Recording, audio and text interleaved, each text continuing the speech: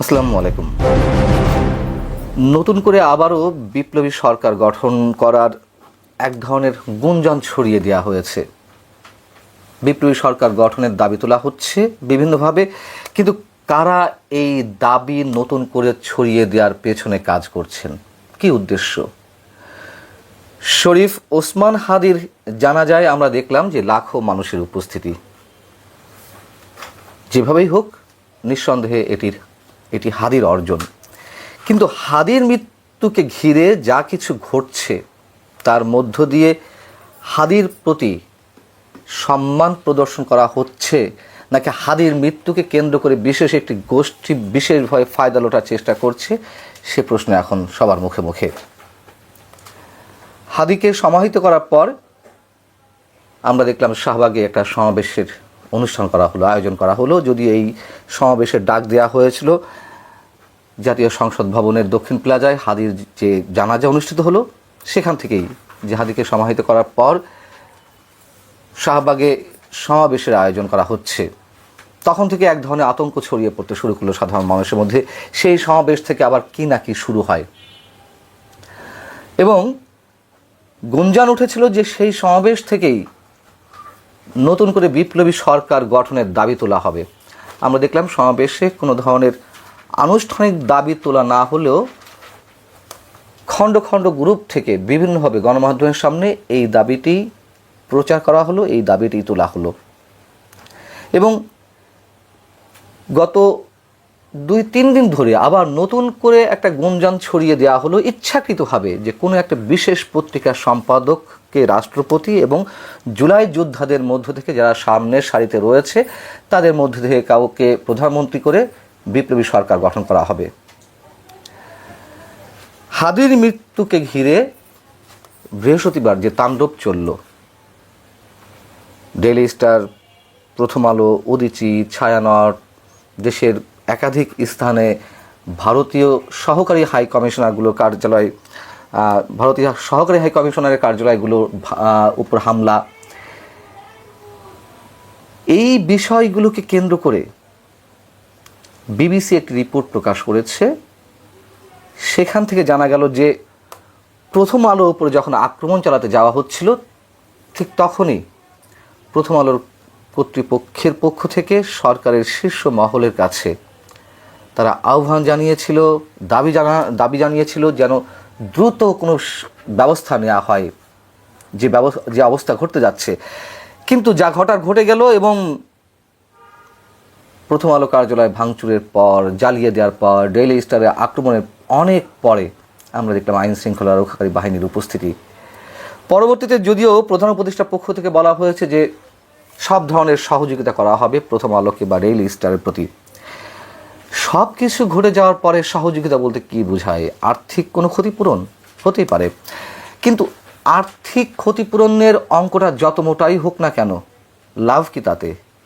সমাজে গণমাধ্যম কর্মীদের ভেতরে যে ক্ষতের সৃষ্টি হলো তা পোষানো হবে কীভাবে?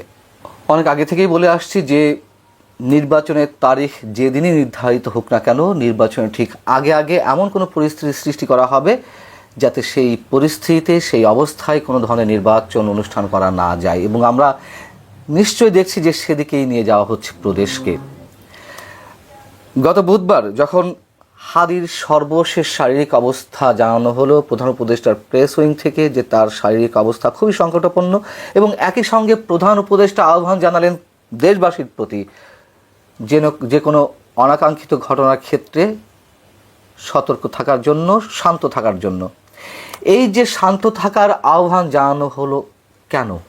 নিশ্চয়ই কোনো ধরনের গোপন তথ্য ছিল সরকারের কাছে যে কোনো অনাকাঙ্ক্ষিত পরিস্থিতি সৃষ্টি করা হতে পারে। তারপরে কি ব্যবস্থা নেওয়া হলো? যে কোনো বিশেষ গোষ্ঠী বা সাধারণ মানুষ হোক বা হাদির অনুসারী হোক, মানে যে কারোর মাধ্যমে যে একটা অনাকাঙ্ক্ষিত পরিস্থিতির সৃষ্টি হতে পারে, সেই জায়গা থেকে, সেই আশঙ্কা থেকেই তো প্রধান উপদেষ্টা এই আহ্বান জানিয়েছিলেন। অথচ তার পরবর্তীতে আমরা কোনো ধরনের কোনো সতর্কতামূলক ব্যবস্থা নিতে দেখলাম তো নাই, বরং বিবিসি যেটি উল্লেখ করলো যে প্রথম আলো আহ্বান জানানোর পরেও, দাবি জানানোর পরেও সরকারের উচ্চ মহলে যে তড়িৎ কোনো ব্যবস্থা গ্রহণের, তারও কোনো কিছু দেখলাম না। হাদিকে হত্যার মধ্য দিয়ে এমন মন্তব্য উঠছে যে এক ঢিলে অনেকগুলো পাখি শিকারের চেষ্টা করা হয়েছে। প্রথমেই বলেছে নির্বাচন যাতে না হয় তার জন্য একটা নৈরাজ্যকর পরিস্থিতির দিকে দেশকে ঠেলে দেওয়ার একটা অবস্থা তৈরি করা হবে, বা সেই চেষ্টাটি করা হয়েছে হয়তো। 2, বিএনপির প্রতি প্রথম থেকেই অভিযোগের আঙুল তুলল হাদিকে হত্যা চেষ্টার জন্য বিশেষ একটি গোষ্ঠীর পক্ষ থেকে। 3, ভারত বিরোধীদেরকে আমরা অবশ্যই ভারতের আধিপত্যবাদকে কোনোভাবেই গ্রহণ করি না, ঠিক একইভাবে পাকিস্তানের যে নাক গলানোর চেষ্টা, একই কথা। আমরা বারবার দুটি বিষয় একসাথে উচ্চারণ করতে চাই। ভারতীয় আধিপত্যবাদকে যারা পুঁজি করে বিশেষভাবে রাজনৈতিক ফায়দা লোটার চেষ্টা করছেন, তারাও এক ধরনের সুযোগ পেয়ে গেলেন। 4, অনেক ধরনের আলোচনা সমালোচনা, অনেক ধরনের বাস্তব পরিস্থিতির পর আগামী 25শে ডিসেম্বর তারেক রহমানের দেশে ফেরার কথা রয়েছে। তারেক রহমান যাতে দেশে ফিরতে না পারেন তার জন্যই কি আরও একটা নতুন কোনো অস্থিতিশীল পরিস্থিতির সৃষ্টি করা হাদির মৃত্যুকে কেন্দ্র করে? এবং হাদির হত্যাকারীদের অবশ্যই আমরা বিচার চাই। এই হত্যাকারী চক্র সেটি আওয়ামী লীগের হোক অথবা বিশেষ ফায়দা লোটার যে গোষ্ঠী তাদের হোক, যেই হোক না কেন। শাহবাগের যে সমাবেশ হয়েছে সেখানে 24 ঘন্টা আলটিমেটাম দেওয়া হয়েছে স্বরাষ্ট্র উপদেষ্টা জাহাঙ্গীর আলম চৌধুরী এবং প্রধান উপদেষ্টা বিশেষ সহকারী খুদাবক্স চৌধুরীর পদত্যাগের জন্য।